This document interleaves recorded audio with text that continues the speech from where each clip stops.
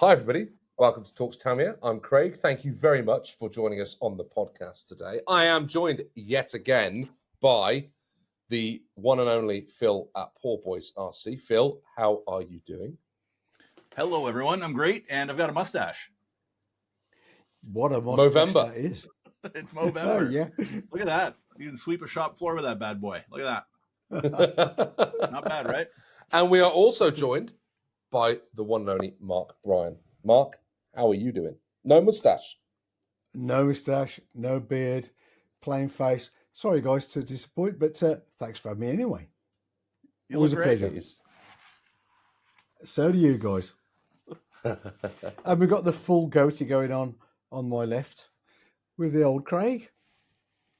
Yes. Sorry, Thank young you very Craig. much. I'm the old Craig. guy Yes, here. thank you very much. Yeah. The OAG, but the young Craig. Yes, indeed. Yeah. Indeed. Compared So to me, anyway. we're here to talk some RC news and some RCs as always. But unfortunately, it looks to me a little bit like Tamiya has gone and let us down with the RC news because there is not a lot of Tamiya news, unfortunately. I went through, the only thing I could find out is that green dump truck is coming at some point, and the DB01 SR that we've already talked about is coming at some point, and that's about your lot. That's about As soon as it. we've already done Candy that to green death. dump truck. That was For everybody who's interested in a candy green dump truck. It sounds quite dull, doesn't it? A candy green dump truck. It's What can I say? shiny. I Is mean, it that looks it? cool, but But let's be fair, us real Tamiya fans, we really prefer the buggies, the race cars, the rally cars. Okay, there's a place for the dump trucks and stuff, but it's not really our thing, is it? To be fair, if you watch our channels anyway, I don't think seeing Craig's or yours, Phil, they don't really feature that much today on our channels. no, Like I we say, don't. there's a place for them, but it's a different kind of interest level, I think. Yeah, I agree. They are cool. I mean, I've never Yeah. owned one, and I would Yeah, love yeah. to own one of those Scania trucks or something. Even that dump truck would be a pretty cool RC to own at some point, but you're going to pay a pretty big price point for something like that. And then what do you really do with it? You know, you're not, unless you're out there shoveling and, actually kind of putting it to real kind of scale use. What else do you do with it? You can drive it around slowly, I guess, which would be kind of neat, but I think it'd be, drive it around once or twice and you kind of get your kicks out of it. And then just, that's that. I don't think you're going to really do much with it afterwards. I think that's a good point, Phil. I'm not going to be putting it around the Orchard Raceway. That's for certain. No, I don't think it'd win, Craig. Just every turn just topples over. or dumps. Yeah. So with the lack of Tamiya news to talk about, we have to get straight into other business. Phil, I'm going to give you a bit of a minute. I forgot to ask you when we were doing the patter at the start what your Tamiya Hero car was going to be. So I'll give, because I did say it was going to be your turn. Oh, see, what a pro, Marky. I forgot to ask him, and he prepared anyway. So, because do you want to launch it? You gave it to Mark, and it really kind of hurt my feeling. And I almost wasn't going to hang out with you guys anymore, but I figured, I'll let it slide this time. Oh, what a gent. So, Phil, do tell us, what is your Hero Tamiya car for the month? I meant to do a little more research on it, so I sounded smarter, but I forgot to do that. But my choice of this month, Tamiya Hero, is the Hotshot. I wonder why. We wonder why. I know. So I've been building one of those. So here's the thing. I've been building this. This is a super shot. It's not a hot shot, but I got hot shot running through my veins right now. And hang on a second here. Did I select hot shot the first time? No. I don't know. No, I did Midnight Pumpkin and Clodbuster. That's what I've done. That's right. I had to think for a second there. So hot shot, the original, not this guy. This is kind of the premium version, if you will, but the original Hot Shot, and I'll tell you why. I mean, obviously the styling of it looks amazing. I think it was Tamiya's first four-wheel drive buggy, was it? Yeah, it was. Yep. I think it was. Yeah. And of course, the monoshock design. I think monoshocks just scream 80s. They scream 80s buggy. They scream Tamiya. And of all the monoshock design vehicles you've seen in the front, you've seen the front laydown shock on a lot of cars. but rarely, if ever, have you seen the rear upright sort of frontward facing monoshock, you know, right? Yeah. How's it work, Mark? Where It else do you kind of see that goes happen? backwards and forwards. Oh, that wasn't a very good analogy, was it? You can always Anybody who just knows smart to Hotshot bring knows the what I tone mean. down, can't you? The shot goes like that. That's Yeah. right. It's a Yeah, cantilever it does. system, right? It's a cantilever. Yeah, yeah. It's But you know, blooming the clever. styling of it, they're fun to drive and they look super cool, and they're iconic. And here we are, almost 40 years later, and it still stands out in a crowd. There's a big vintage race in Australia that went on last weekend, and I saw a bunch of them on the track there. They look so good, and yeah, that's a hero to me, if you ask me. The Hotshot. Brilliant choice. Absolutely spot on. I'm with you there. Absolutely. Mark, do you have a Hotshot? I have a Hotshot. I didn't get one. I think it was only last year I've got one. So I restarted my hobby about 9 or 10 years ago. I had all sorts of Tamiyas, but that thing, yeah, it eluded me. And I got one last year. And when I built it, like Phil said, that crazy monoshock rear with the kind of this, you got the rear suspension arms go up and down, and there's these cantilever things that push up on another lever that's got another lever that pushes on the center shot, which goes back. There's that again, backwards and forwards, laterally with the chassis. And then you got the same at the front, but across the front, which has been redone again, hasn't it, with the Thunder Dragon. What was the other one in that series? The Super Saber as well. Yeah, quite a few did that same front. Yeah, even the Fox, I think, uses the same lower arms. But crazy, just unusual, but it blooming works. And the first time I drove the Hotshot, I was blown away. I couldn't believe how good it was for such an old design. It must be, 50 years old? The design? No, 40. Got to be 40. 40 years old. Yeah, I think 88, I think it came out, 87. Yeah, 87, 88, maybe 86. Someone's got to look at that. They drive so well for such an old design. I was blown away. Yeah. So I'm totally with you on that, Phil. What a great choice. Right on. And fun fact, they can actually handle quite a bit of power. I've got a 2S. I run mine on a 2S LiPo with a 10-turn brushless motor. And I've had that in there for 5 years. Mind you, I don't drive it a whole ton. And when I do drive it, it's typically on sand. So, you don't have a slipper clutch, right? So sand is your slipper clutch in a lot of ways. It's very forgiving when you land on it. And so but it's lasted, and I've done some pretty serious long jumps with it, and I've bragged on that car pretty hard. I haven't even broken apart yet. So it's I think they've got, most Tamiyas have a bit of a reputation for being fragile, and my personal experience, it's actually been pretty tough. It's been a robust chassis, looks awesome, and monoshocks are just the coolest thing in the world. So yeah. So and 1985, 40 years old. Was it? Wow. And it looks so cool. Even to this day, it's just one of those iconic, classic-looking Tamiyas, and it's just a beautiful-looking buggy.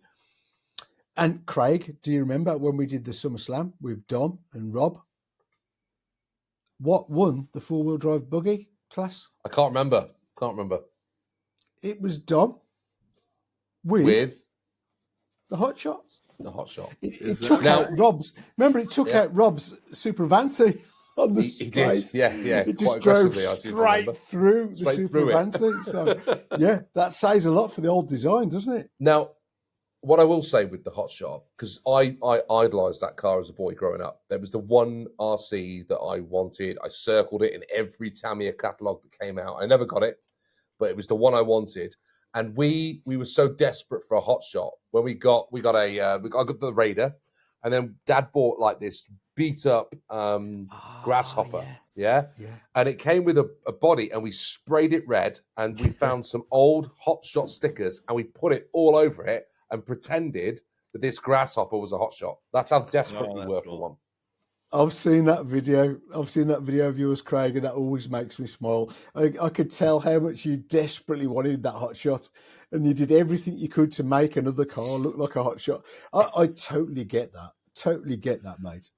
Yeah, absolutely. And now I have one, and I love it. And what I think is fantastic about that car, because it doesn't deserve to drive anywhere near as well as it does. No. But when you jump it, it stays flat in the air. It doesn't tend to do anything other than flat every time you jump it.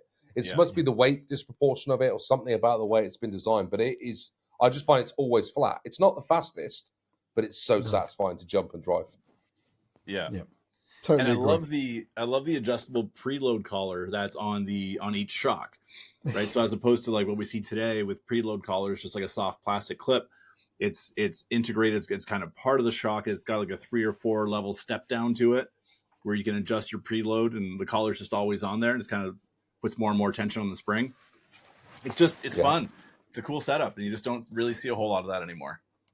Yeah, I totally agree with that. It's funny though that those plastic collars that are over it makes it look like a cheap plastic shock, but actually underneath it's a real aluminium construction. It's a full aluminium shock absorber with plastic stuff all over it, so it looks like it's plastic, which is rather strange.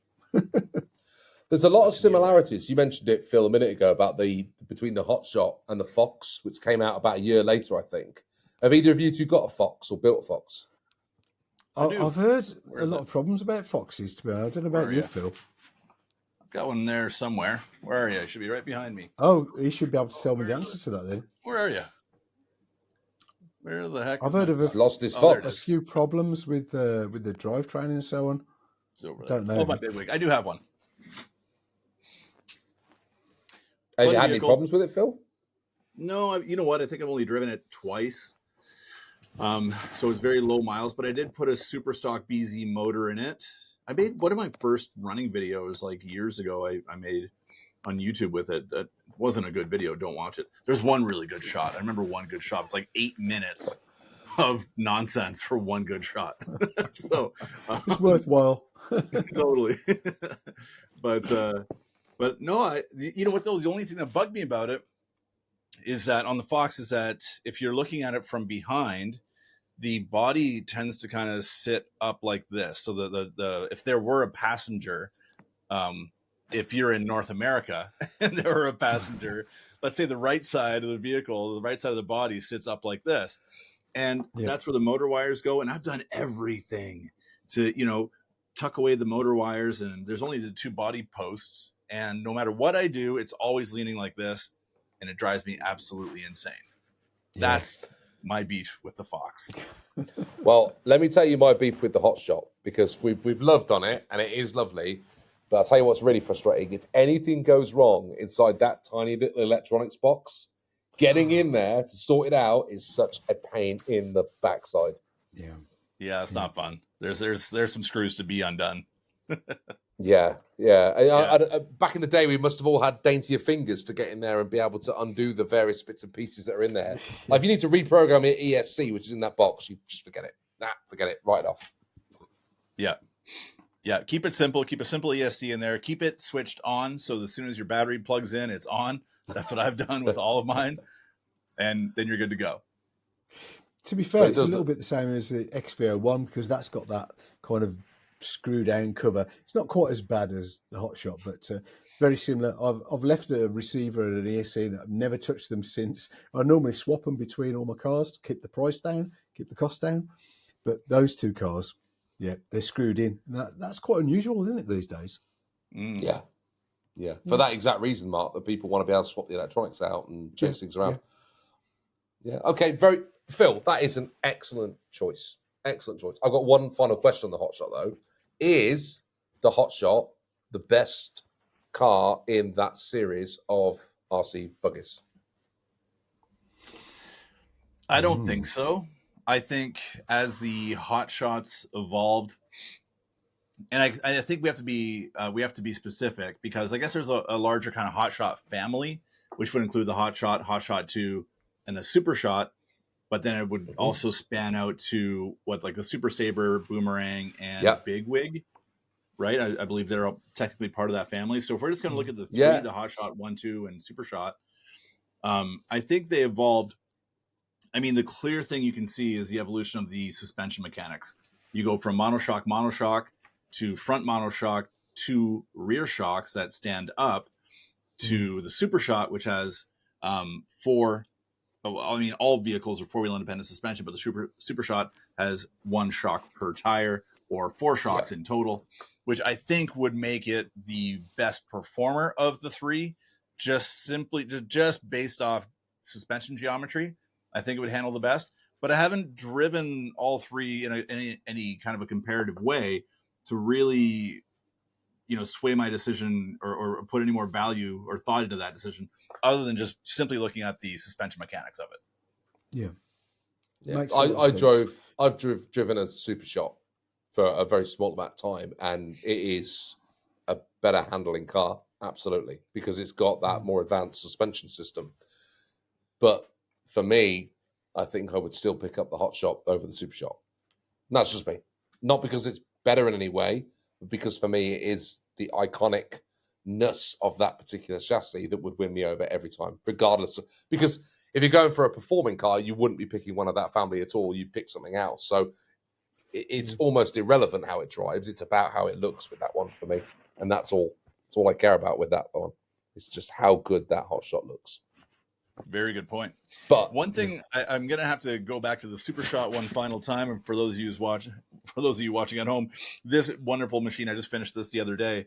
And, one of the nicest things, I mean, whether it's Hotshot 1, 2, or Super, you've got this low slung body line, this low roof line, which I love. And until I saw this car in person, just the way this kind of lightning bolt comes up and the way the body is shaped and it covers a bit of that driver's netting on either side, that just jumps off the page to me. Like seeing it in person, I look at it in the mic and I look at it on the screen and it's there. But when you see it in person, something about it just changes the way this car feels. And it just, I don't know, the design of this thing, I built this to kind of drive it and make some videos with it. And then I finished the video and I'm like, no, that's way too nice. I'm going to take care of this one and keep it on the shelf. It's stunning. Phil, I'm so glad you picked up on the screen then, because the best bit on that car for me are those gold plated tires. Is that the wheels? Right? Sorry, the wheels are just. I mean, they look so good. They are color combo, absolutely the red, awesome. The black, red, black, and gold. I mean, look at that. It's just awesome. And I've seen another YouTuber recent. What's that, Mark? I was going to say, I agree with everything both of you just said, but for me, it's the twin wibbly wobblies. Yes, the twin. The twin aerials. That just gets it for me. Oh, it's so cool. I'm so sucked in by that. I love it. I love that car. There's another YouTuber that recently said something how brush motors are dead, and I couldn't disagree more, because and I love the guy. If you're listening, you know who you are.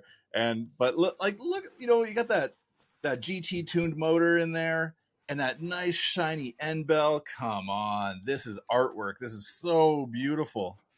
Who cares about performance?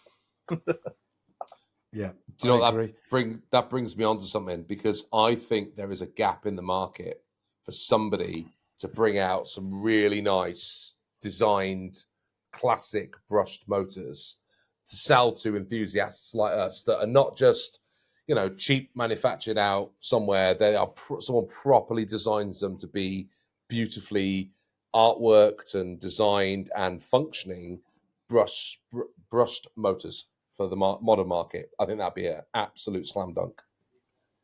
You're onto something there, I think, because even look at the speedrun challenge that we do every year. The guys in the brush category are often running vintage electronics. They're the guys that are doing 60, 70, 80 miles per hour.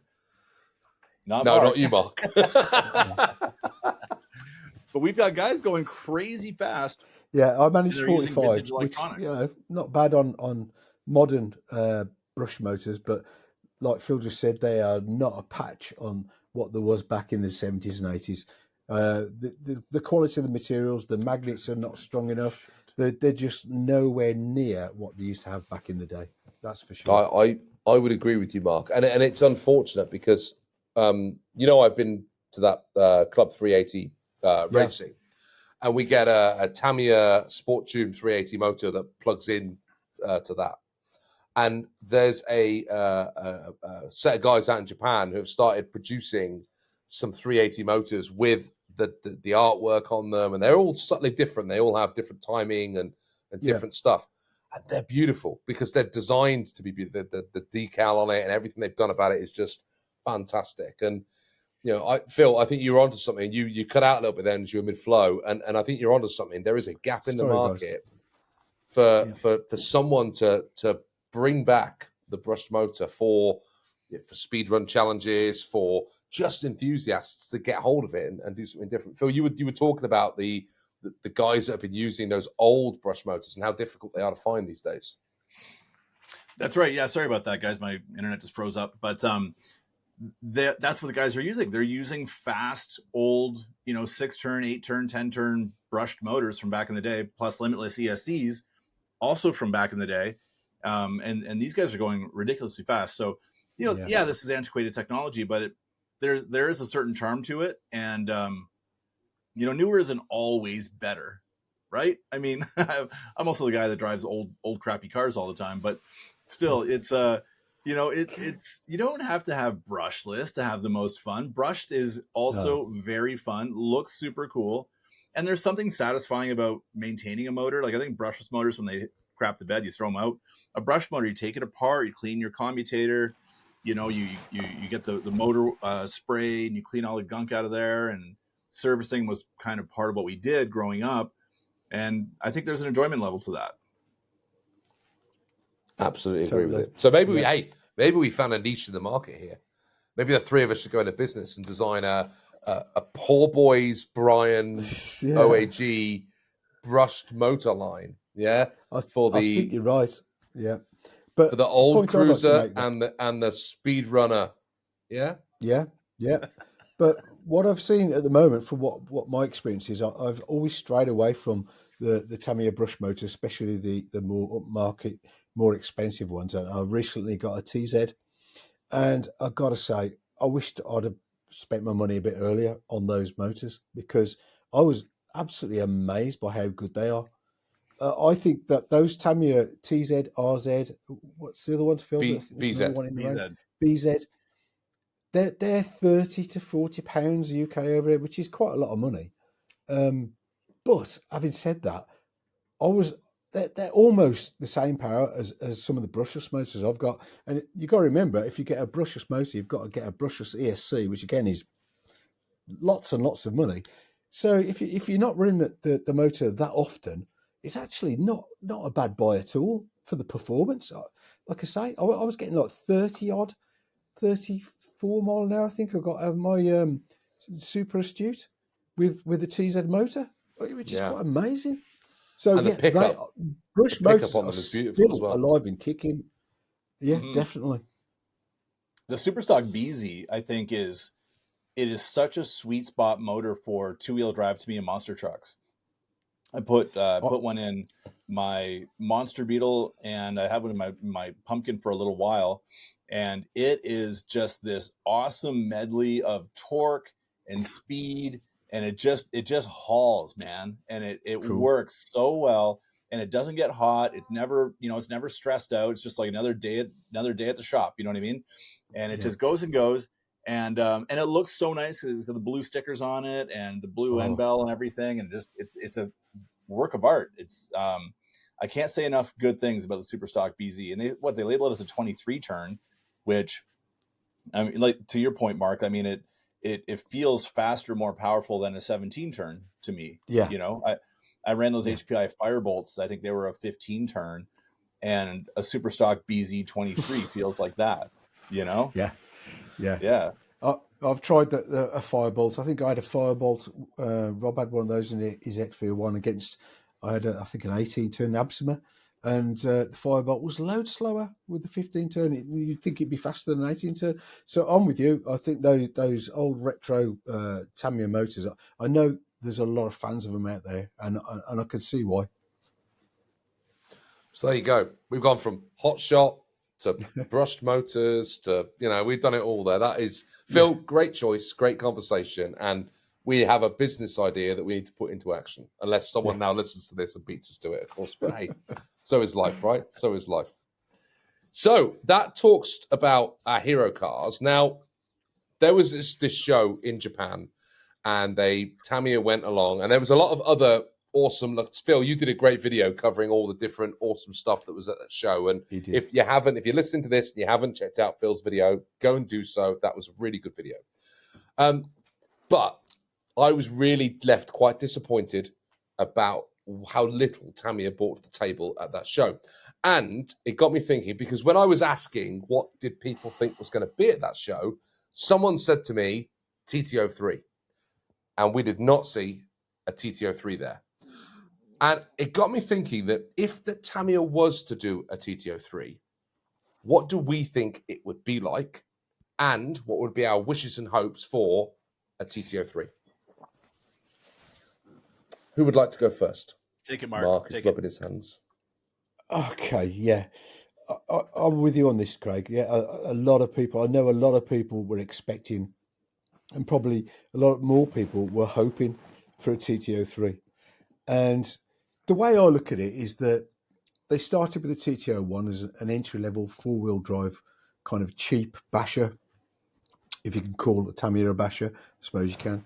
And then they brought out the TTO2 and they improved little bits and parts on it, you know, the way that the differentials mount and so on. It's kind of a much more versatile chassis. You could put it in high ground clearance, low ground clearance, long and short. Do you know what, guys? For the price of it, I know a lot of people slag the TTO2 off, but it's got a real, you know, plethora of good design features, and it's still quite cheap. So what I would expect for a TTO3 would be more of the same. Cheap, affordable, and like multi-purpose, you know, and a clever design. But you know, I really scratched my head thinking of how they could do that.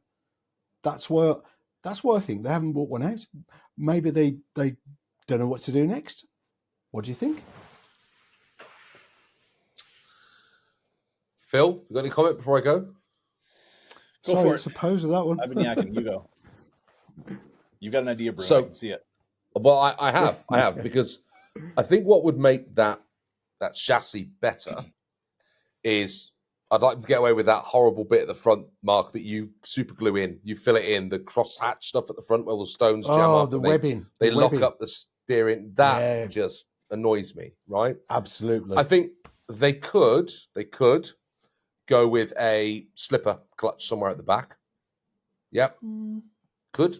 Or they could introduce a center differential in that unit, because the XVO2 and the XM01, which are the two rally cars, both have the option to put a center diff in.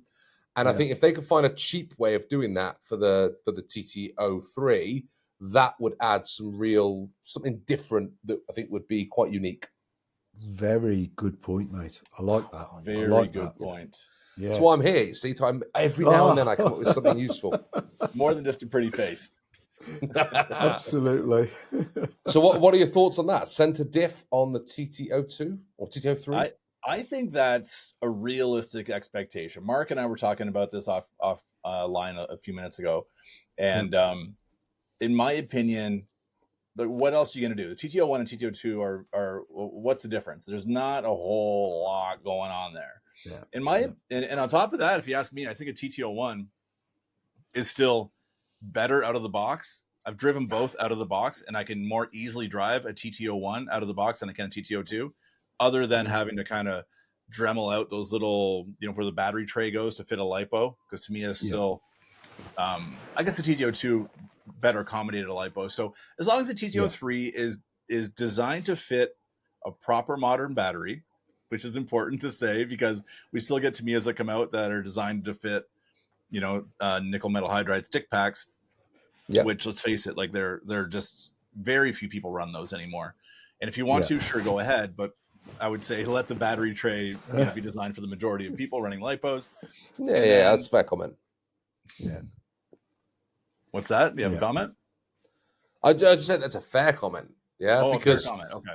I absolutely agree, because now I have some lipos. It's nothing more frustrating than you get one of those and you go, that's not going to fit in here. I've got to pad it out. I've got to put spacers in. So I get that, Phil. That's a good point.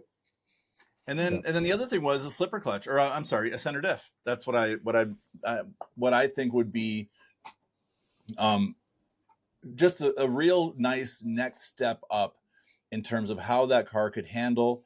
And look, I mean, there are companies out there that are putting out very inexpensive RC cars that, you know, $200 ready to run Canadian RC cars that have all metal drive lines, center diff, slipper clutches, brushless motors, you name it, come with 2-3 batteries sometimes.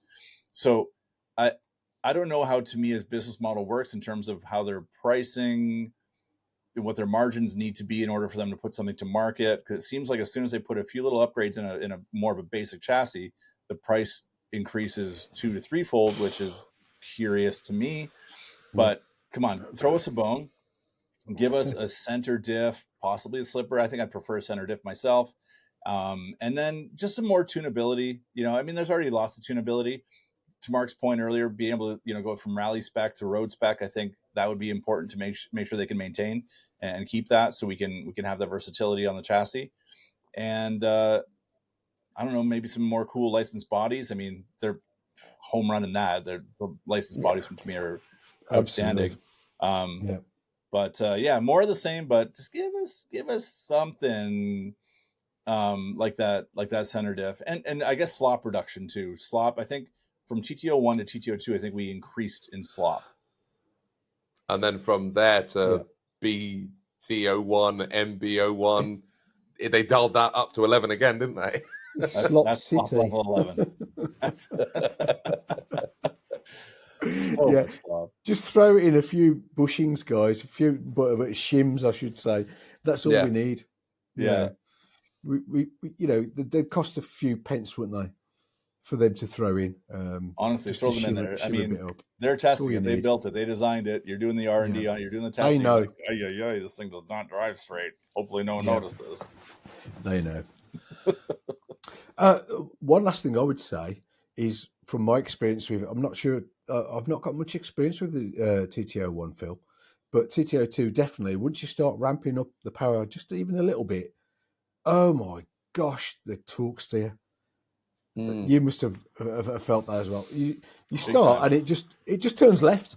Basically, as soon as you hit any power, it turns left. They need to sort that. If they could sort that out, it would make that chassis so much better, just in one fell swoop. So why do you think that happens, Mark? What do you think drives that torque? It's to do with the center prop shaft turning the front and rear diff in the same direction.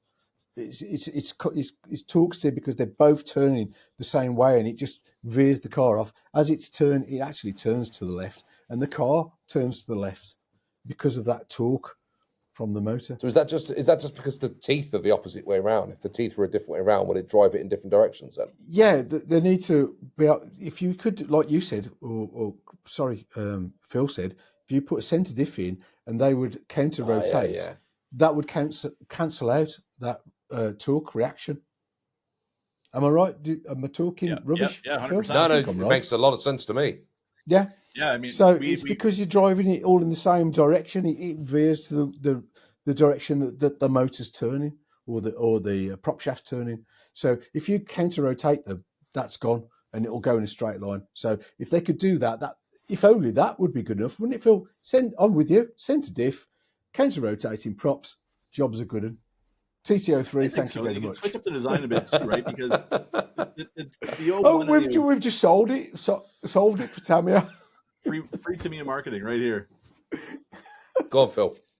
But the two designs are very similar in the sense you have the motor mounted to a spur gear at the back.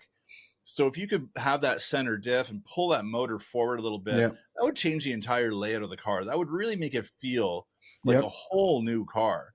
And then do something cool with the body, like, I don't know. There's so many different licensed, neat bodies you could choose. Even maybe the new Hoonigan, like the new Subaru Brat Hoonigan. A vehicle like that, something fun, funky, and new. Yeah, that would capture a lot of attention. Definitely. That's a great idea. It's a great call. So basically what we're saying is, give us a nice, cheap platform as they have done. Work out how they put an affordable center diff in to get rid of the torque steer. Give us some killer bodies, not killer bodies, but some killer bodies to amp it up so we've got a reason to buy this new model. What about friction shocks versus CVA shocks? I mean, Tamiya's buggies and stuff come with a lot of CVA. You could buy a DTO3 these days for £80 with CVA shocks.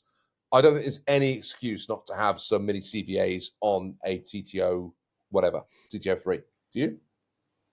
I can't believe we didn't even think of that yet. But I mean, it's such an obvious point. You know, come on. What are you giving us friction shocks for? Give me a break.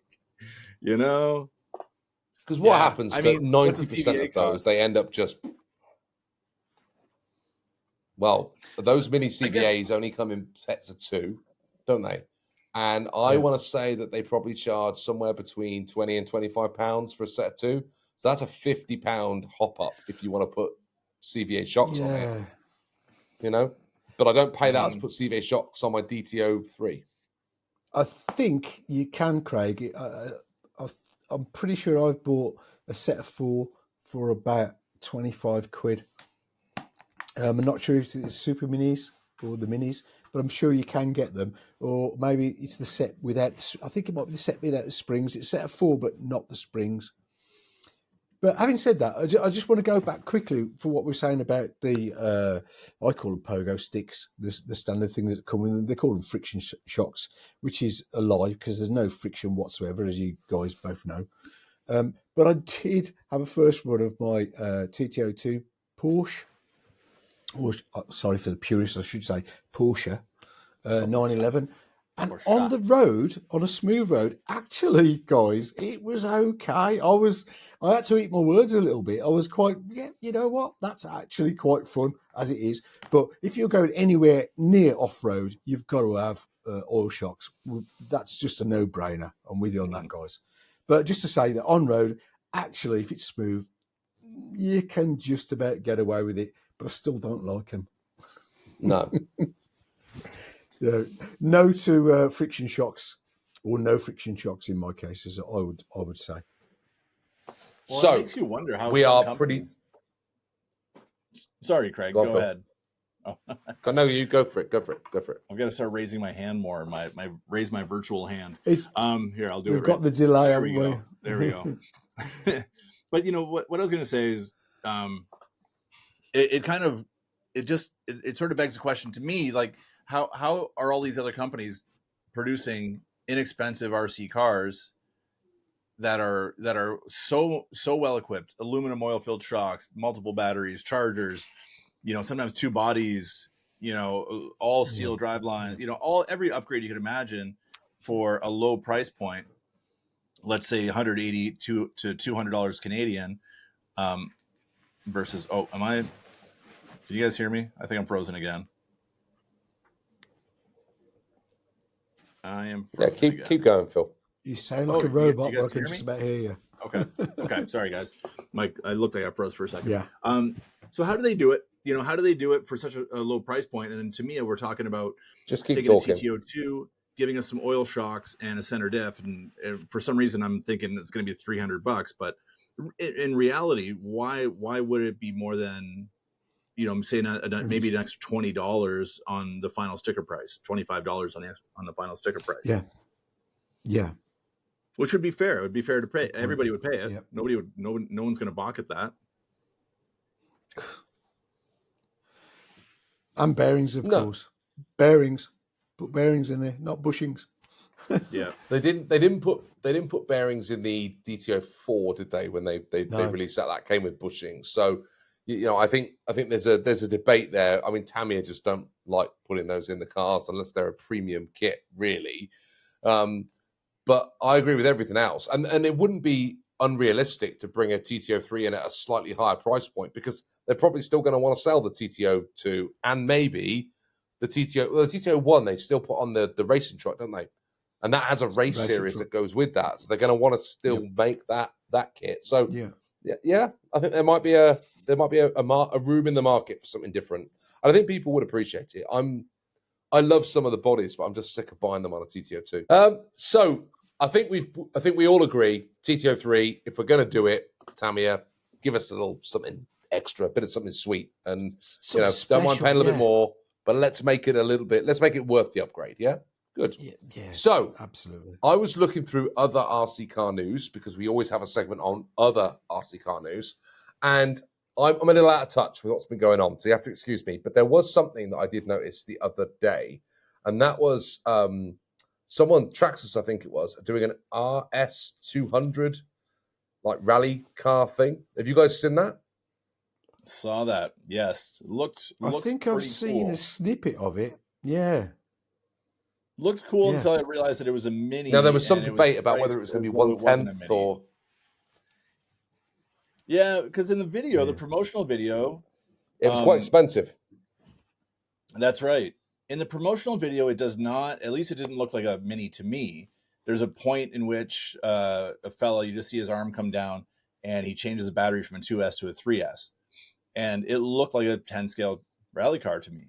And I don't know if that's just fancy Traxxas camera work or what, but later I learned that it's a mini, and it's like, I think they're like $400 or something US. They're actually quite expensive.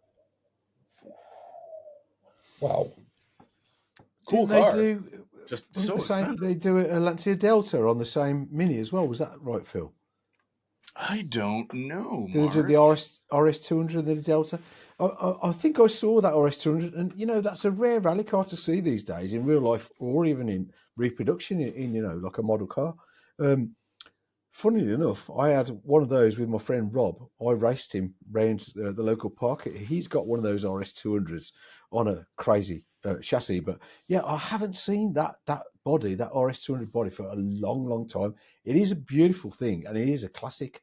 Whether the Traxxas one will be any good or whether it's going to be worth the money, I'm not so sure.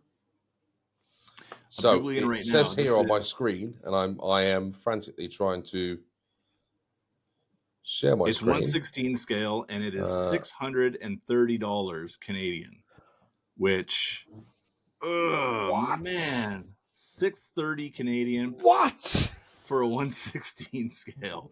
So dude, in the UK, £459. What? Yeah, I'll wait for the TT03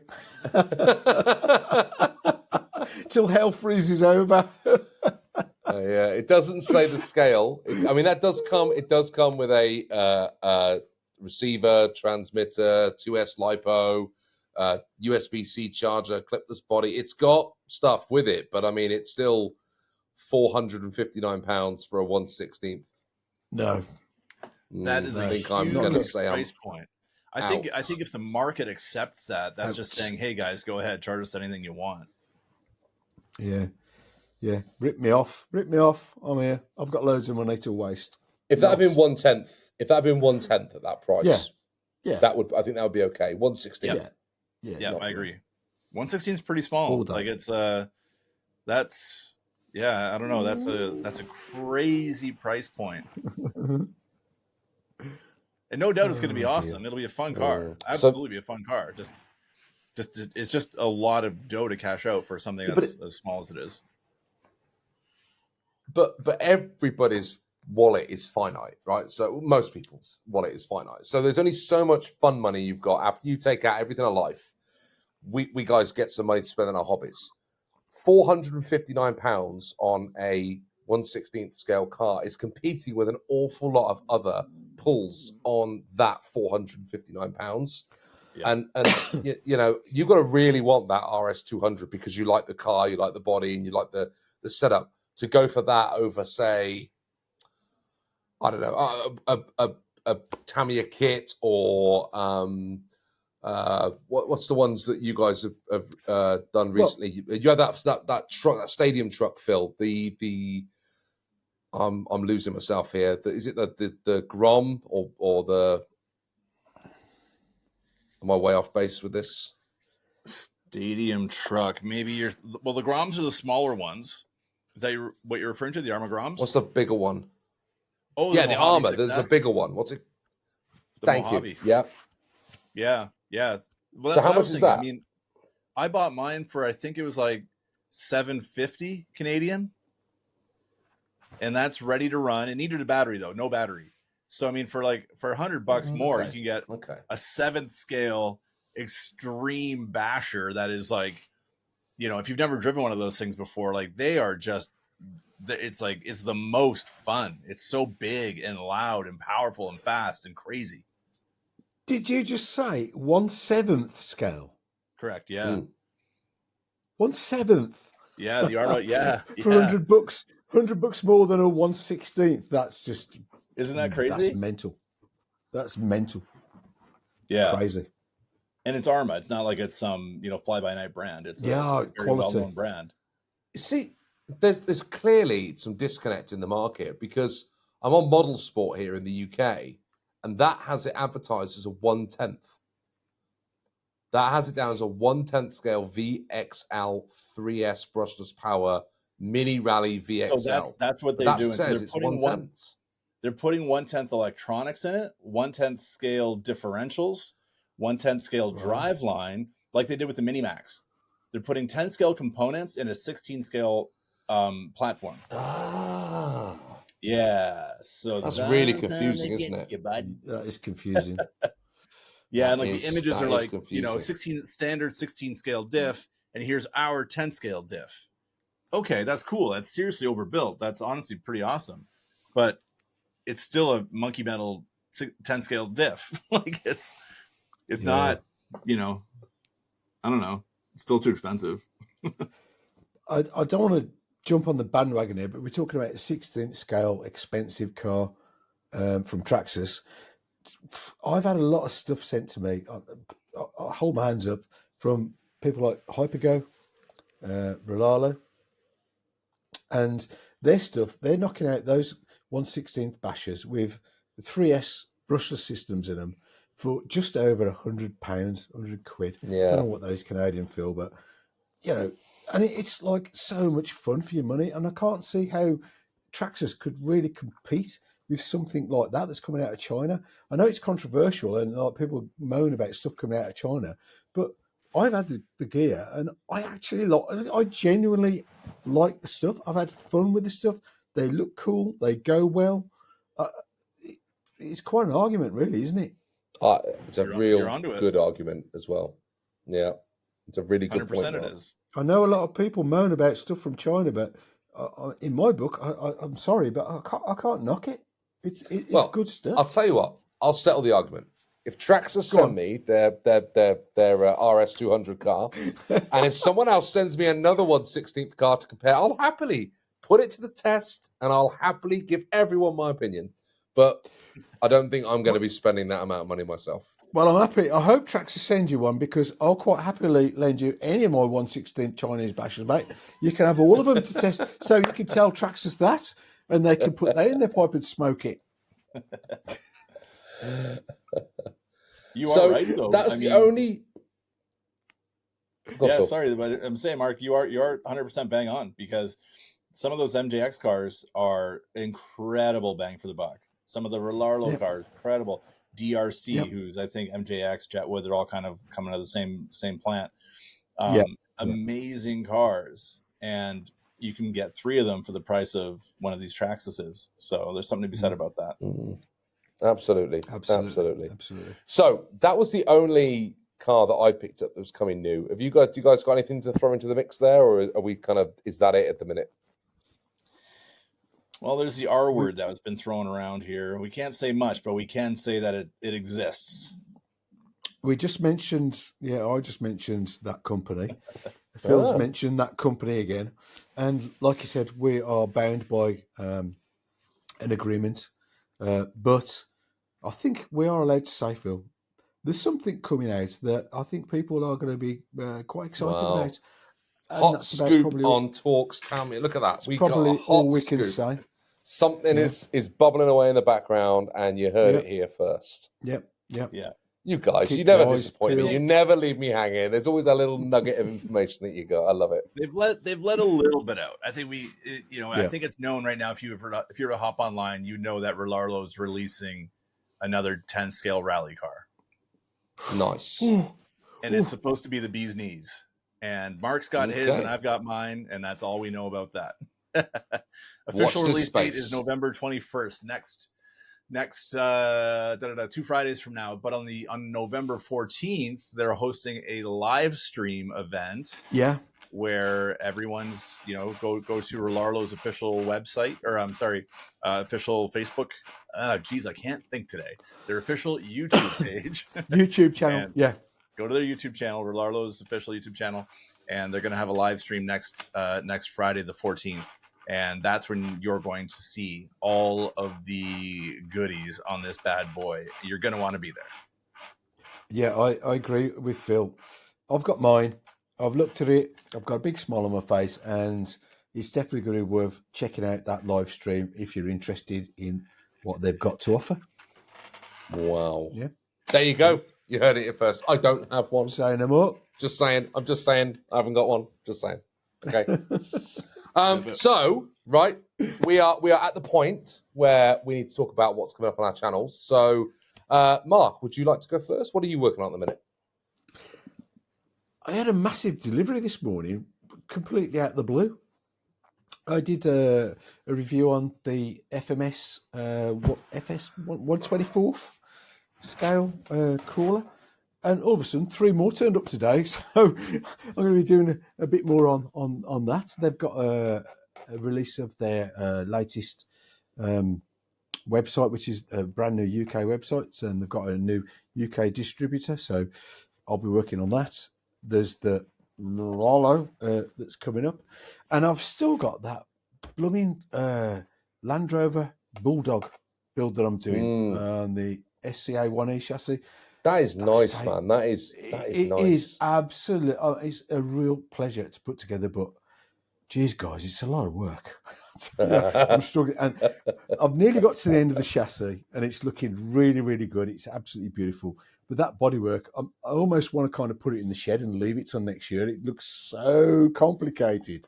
There's so much of it to do. But yeah, I'll go over to my mate Rob's, bend his arm up his back, and get him to give me a hand, because he's good. He's good to me like that.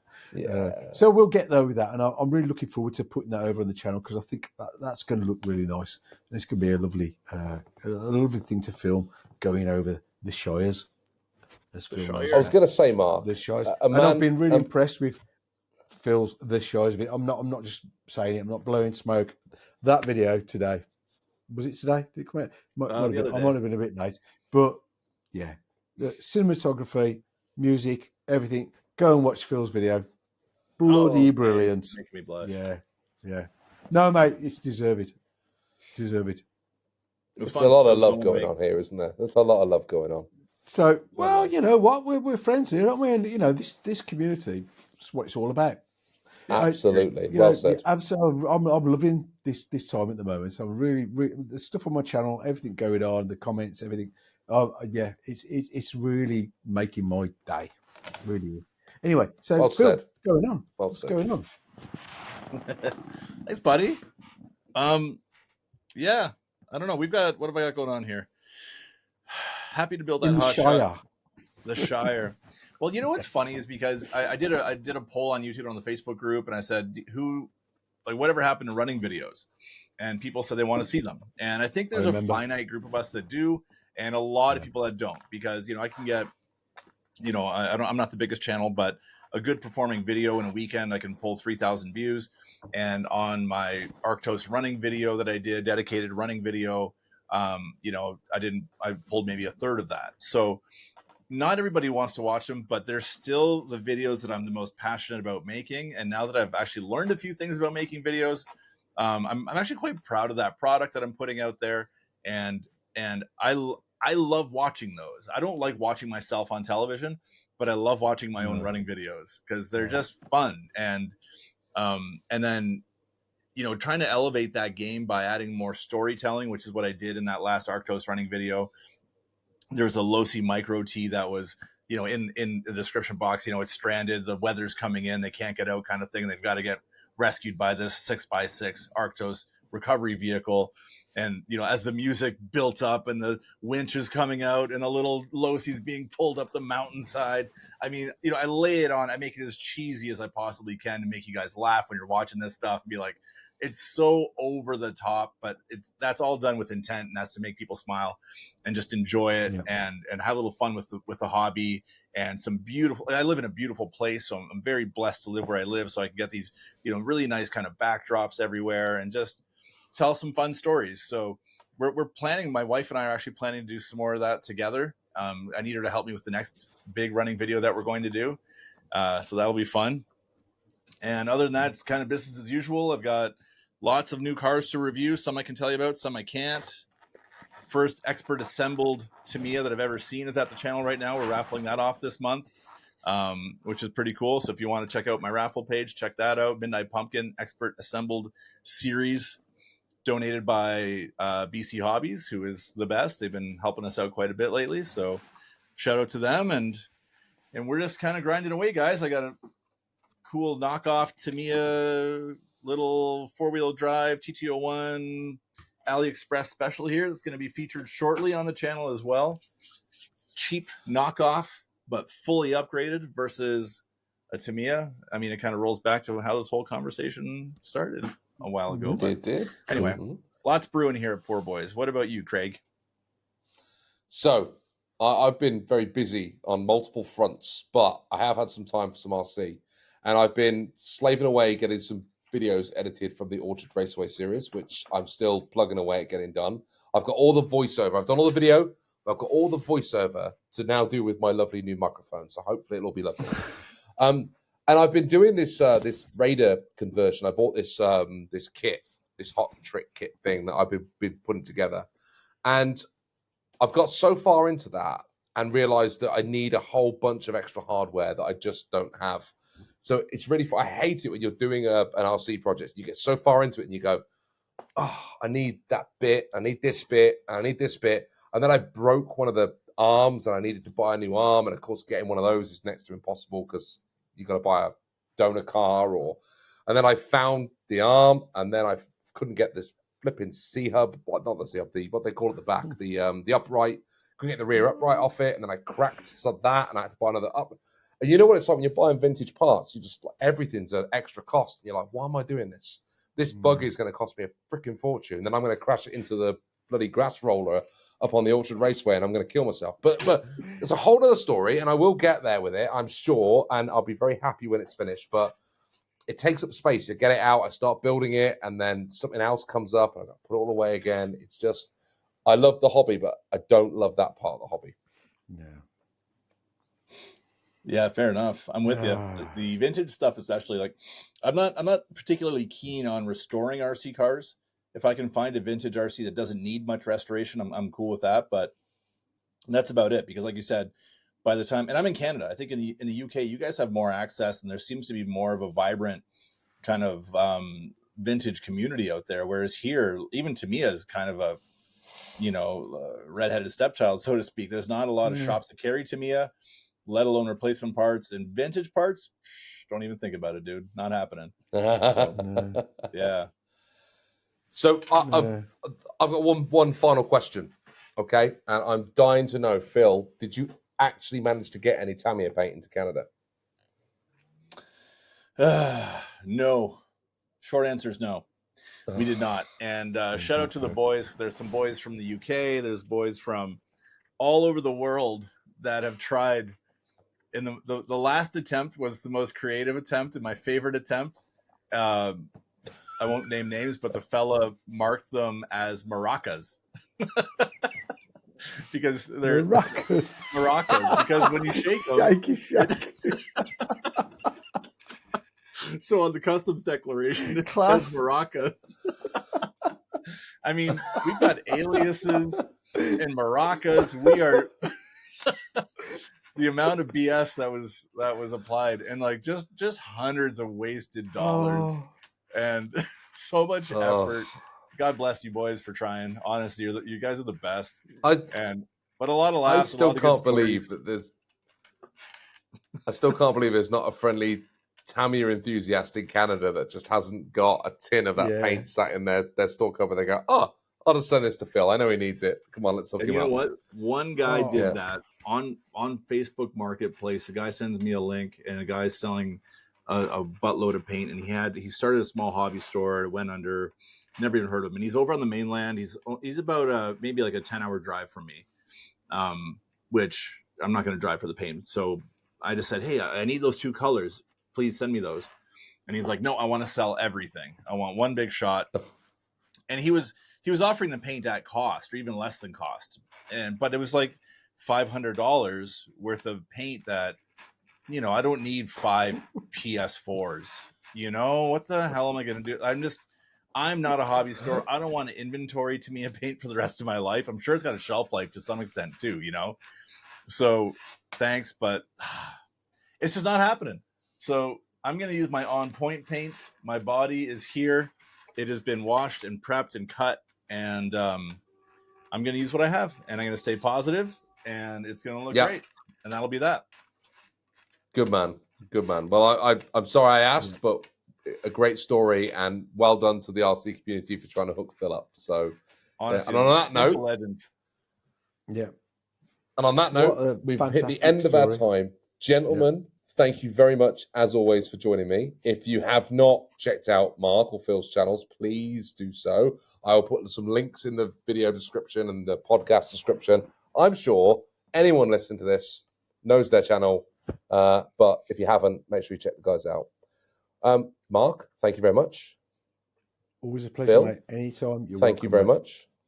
Thank you, sir. Smiley emoji. And smiley emojis. And we'll see you all next time on Talks Tamiya. Bye for now. Later, skaters. Thanks for watching. Cheers.